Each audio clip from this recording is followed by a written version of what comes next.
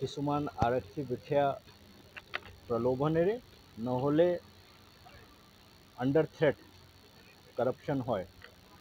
সেই তেনেকৈ কৰি আমি এজন আৰক্ষী বিষয়া হেৰুৱাব লগা হ'লোঁ আৰু এতিয়াও তেওঁলোকে ঠিক তেনেকৈ ব্লেকমেইল কৰিবলৈ চেষ্টা কৰি আছে। মই তেতিয়াও অসমৰ ৰাইজক কৈছিলোঁ, এনেকুৱা মানুহ মিডিয়া স্পেচ লৈ নিজৰ প্ৰপেগেণ্ডা কৰে, এইবোৰৰ পৰা অলপ দূৰত থাকিব লাগে আৰু এইবোৰক গুৰুত্ব দিব নালাগে।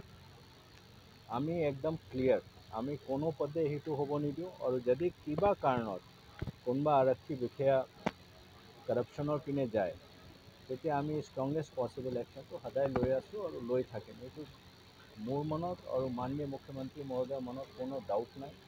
এনেকুৱা যিমান এলিমেণ্ট আছে, আমি বহুত দিনৰ পৰা সেই পাৰ্টিকুলাৰ মানুহ ওপৰত চকু ৰাখি আছিলোঁ, আমি ৰৈ আছিলোঁ যে কোনদিনা আমি এভিডেঞ্চ পাম আৰু তেওঁক এৰেষ্ট কৰিব পাৰিম। এনেকুৱা যিমান মানুহ আছে আপোনালোককো মই সেইটো নিবেদন কৰিছোঁ, পানী ঘোলা কৰিবলৈ নিদিব।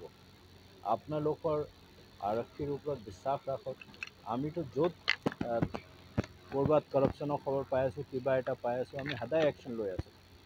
কিন্তু এনেকুৱা মানুহে সমাজ ব্যৱস্থাক কলুষিত কৰে, সেইটো মোৰ ধাৰণা। সুনীল গগৈ কেছটো কিবা আপডেট আছে নেকি? সুনীল গগৈ কেছত যিদিনা ঘটনা হৈছে তাৰ পিছত তেওঁৰ যথেষ্ট ইলেক্ট্ৰনিক ফুটপ্ৰিণ্ট পোৱা গৈছে। তেওঁক লোকেট কৰিবলৈ চেষ্টা চলাই থকা হৈছে, কিন্তু তেওঁ আছে আৰু তেওঁৰ ফুটপ্ৰিণ্ট আমি পাইছোঁ। কিন্তু আনফৰ্চুনেটলি একদম 100% লোকেট কৰিব পৰা নাই। তেওঁ মোবাইল চবাইল চেঞ্জ কৰি আছে, কিন্তু আদাৰৱাইজ তেওঁৰ ফুটপ্ৰিণ্ট যথেষ্টখিনি পোৱা গৈছে। CIDৰ হাতত আছে, এভিডেঞ্চ ময়ো দেখিছোঁ। অসমৰ বাহিৰত আছে? অসমৰ বাহিৰত আছে। কিছুমান আৰক্ষী বিষয়া প্ৰলোভনেৰে নহ'লে আণ্ডাৰ থ্ৰেট কৰাপশ্যন হয়।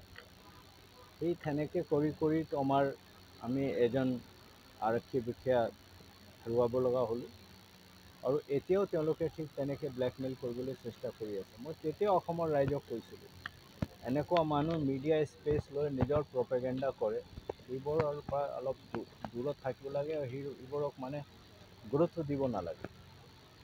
আমি একদম ক্লিয়াৰ, আমি কোনো পদে সেইটো হ'ব নিদিওঁ আৰু যদি কিবা কাৰণত কোনোবা আৰক্ষী বিষয়া কৰাপশ্যনৰ পিনে যায়, তেতিয়া আমি ষ্ট্ৰংগেষ্ট পচিবল একশ্যনটো সদায় লৈ আছোঁ আৰু লৈ থাকিম। এইটো মোৰ মনত আৰু মাননীয় মুখ্যমন্ত্ৰী মহোদয়ৰ মনত কোনো ডাউট নাই। এনেকুৱা যিমান এলিমেণ্ট আছে, আমি বহুত দিনৰ পৰা সেই পাৰ্টিকুলাৰ মানুহ ওপৰত চকু ৰাখি আছিলোঁ, আমি ৰৈ আছিলোঁ যে কোনদিনা আমি এভিডেঞ্চ পাম আৰু তেওঁক এৰেষ্ট কৰিব পাৰিম।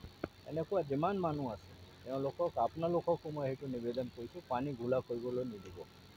আপোনালোকৰ আৰক্ষীৰ ওপৰত বিশ্বাস ৰাখক।